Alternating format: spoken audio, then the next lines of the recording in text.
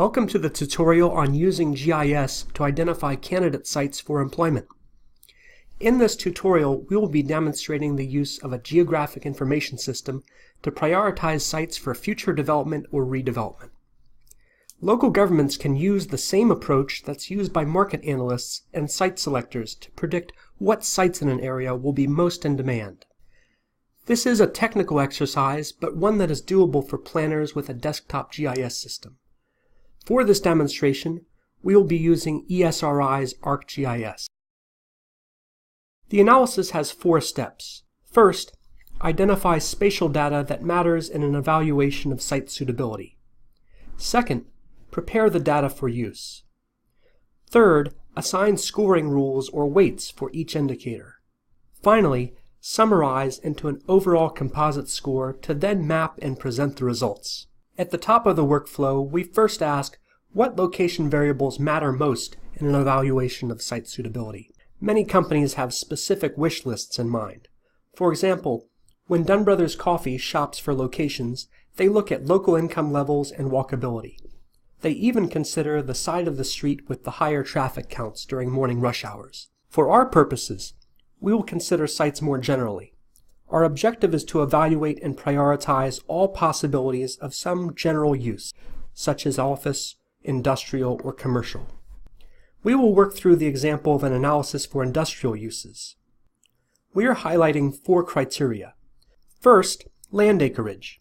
Industrial developers prefer larger parcels. Second, land value per acre. Industrial development is cost-conscious. Third, location in a freight corridor, either highway or railway. Finally, the existing mix of land uses. The best neighbors for industrial facilities are other industrial or commercial sites. Let's now consider data preparation. Some of our data will need to be recoded or transformed. Here is a map of all the parcels in Hopkins and St. Louis Park. The average land value per acre is already numeric and ready to use. Turning to land use mix, we calculate the share of neighborhood land that is already industrial or commercial. The range is 0 to 100%. Location on or near a freight corridor is a yes or no metric. We recode this to a 0 or 1. We're doing the number crunching in ArcGIS, and we start this work with a Metro Parcels layer. Some of the criteria that we're considering are neighborhood characteristics, or pulled from other GIS layers. The needed data joins have already been accomplished in this table display. The next step is devising scoring rules. This is also called weighting.